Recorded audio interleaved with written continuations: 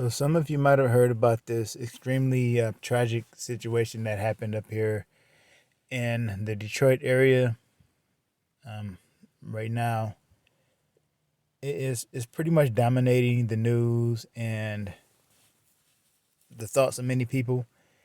It's it's so tragic because it could have been prevented. It should have been prevented, and that's kind of what I'm going to get into in regards to the parents. Now, as Christians, we know we have a certain viewpoint of the world regarding evil and the reason why things happen. And but the rest of the world don't always see things the way we see them. But I'm going to look at this from a Christian point of view. And if you're not a Christian, well then just don't watch this video then, because I'm going to get into it. You have your own viewpoints on things, and I have mine. So, um, one of the things that happens when we typically, maybe not for everybody, but for a lot of Christians, hear of school shootings and a lot of things where people die from, let's say, plant whether planned or random events. We often get into the spiritual side of what's the spiritual significance. Why did this happen on this day? Why did it involve a certain number of people or this and that? But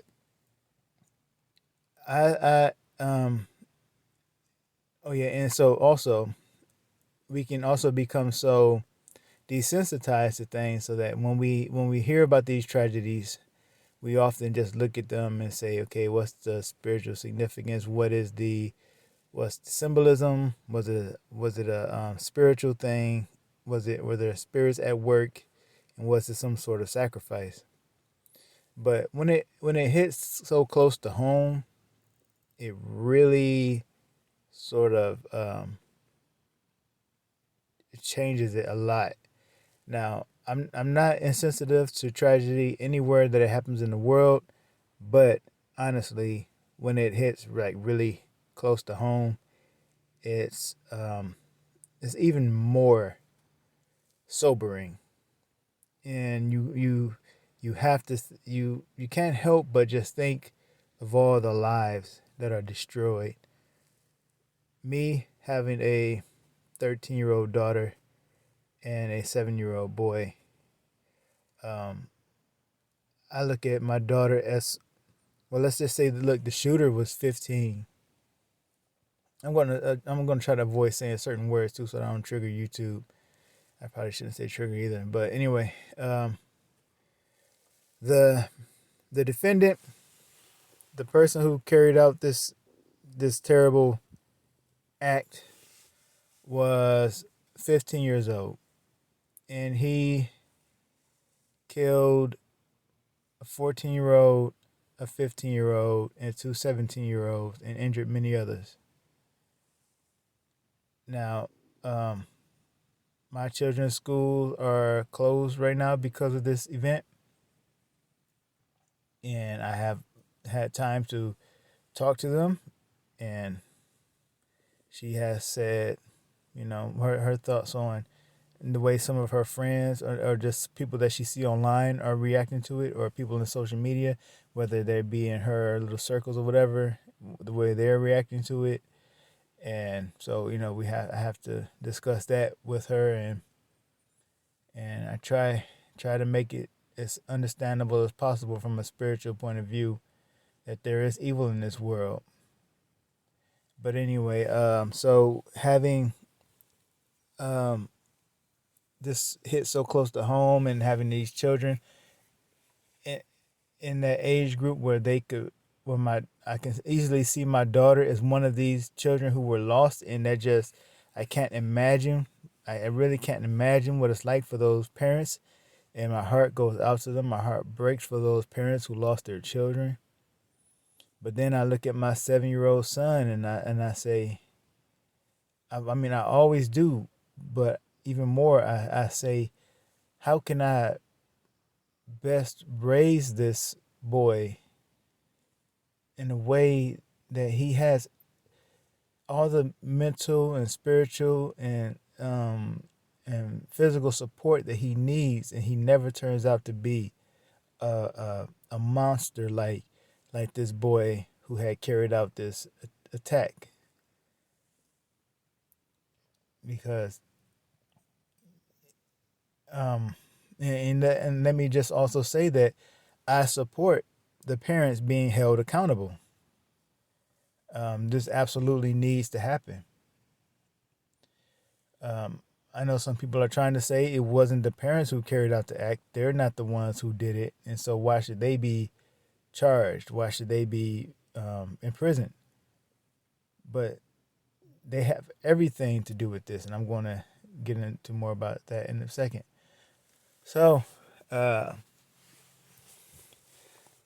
again, the tragedy when it just hits different, when it's so close, and you know for sure that people died. It's not about as some people who get really really into the conspiracy side of things will claim, oh, nobody died, this and that, blah blah blah.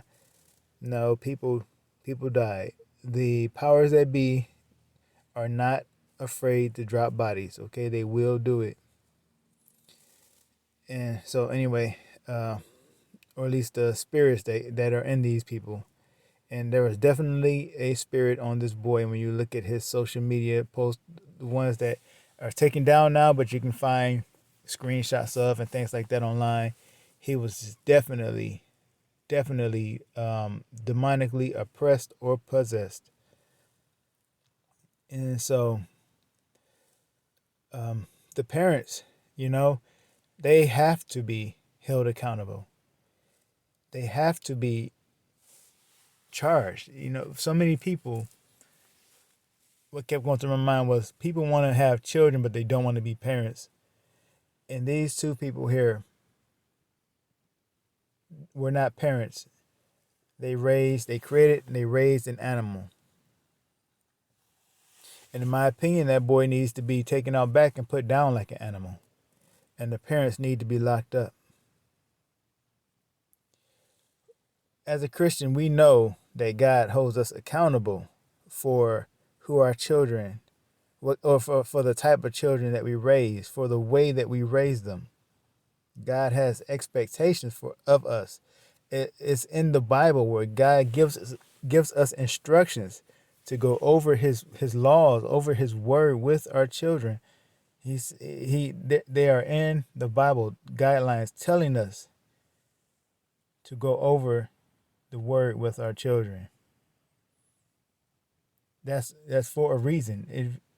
It's because if God tells you to do something and you don't do it, I mean, you're held accountable. And so that's kind of another thing too, is that the whole problem with this is that there was a lack of Jesus Christ. There was a lack of God in these people's lives. And this type of thing is the end result of it. As much as people want to talk about gun control and things like that, but the bottom line is there was a lack of Jesus Christ in these people's lives.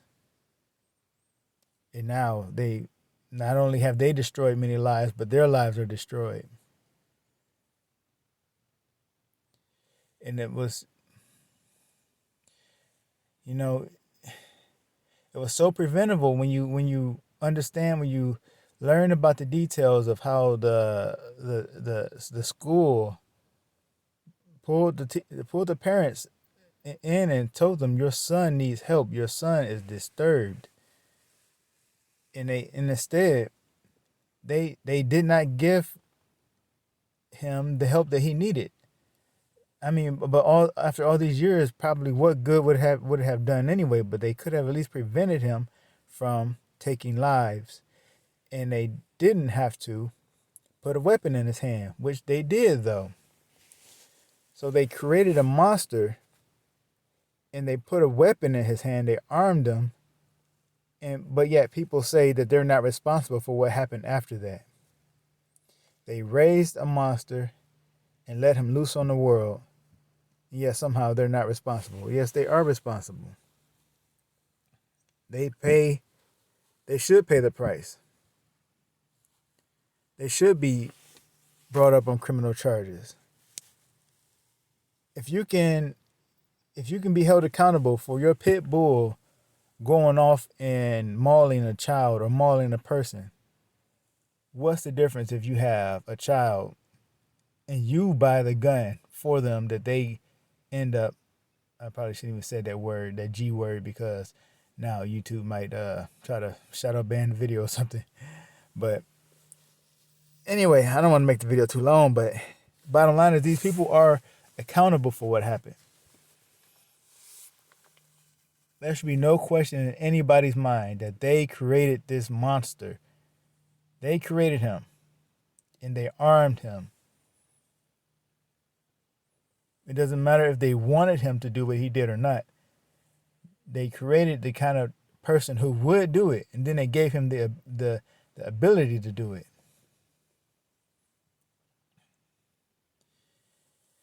Oh, like I said, it's just such a tragic thing. It's just so tragic because those kids who are lost are never going to come back again. They're gone. They're gone. Those families are broken. Those families are shattered, destroyed. Like I said, the boy who carried out the attack needs to be taken out back and put down like an animal, and the parents need to be locked up. If this was the Old Testament days, the whole family would have been wiped out anyway. They would have took them and hung them all or put them on a chopping block. They would have been out of here though. And what probably needs to happen in order to stop these attacks from reoccurring is for parents to be held accountable, because it's too much. People are taking it too lightly. They're not taking their job as a parent seriously enough. Maybe what they need is the threat of being prosecuted for the things that their children do. And then maybe they'll start getting more involved. Then maybe they'll start looking at what their children are looking at, or what their children are taking in, and what their children are going through, what their children are saying, if they're being bullied, if they're being influenced, or maybe this will actually make people be parents and not just sires, or just not just here to create children, but actually be parents and be involved and monitor their growth and their development. Maybe if these people are made an example of, then we can get some people actually being parents.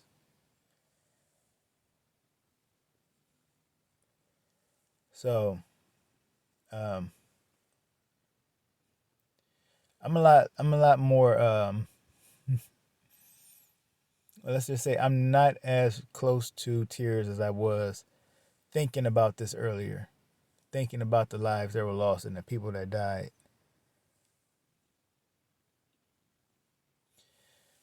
So, so it's a good thing I didn't make the video earlier like I wanted to, but I actually had to take some time, and I was forced to take some time, and it's a good thing I did, because maybe I would have been too emotional if I made the video earlier.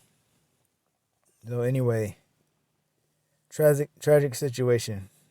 Really, really tragic situation that could have been prevented, should have been prevented. And it wasn't every step of the way. The parents only made things worse. So, and they knew they were in trouble, because before they even heard the charges were brought up on them, they already took off. They already left, because they knew it was a wrap for them. When they found out, as soon as they heard that the boy went off at the school, and they had the opportunity, they were at the school with him, being told that he was disturbed, that he needed to get therapy in 48 hours, and they left him at the school instead of taking him home, sent him back to the classroom, and 2 hours later, he did what he did and people died. That's gross criminal negligence. And they don't need to be free. They don't need to be creating any more children. They just need to be off the streets. And the monster that they created needs to be. He doesn't need to be sitting in jail wasting tax resources or anything. He needs to just be gotten rid of because he's a waste of life. He's a waste. Just get him out of here and let the parents stay behind bars. And you know, that's merciful compared to what the Lord would have done, or what the Lord would have had people do back in the Old Testament days. The whole family would have been wiped out. So anyway, yep, that's it for. I'm going to end the video there. I'm going on too long, so thank you all for watching.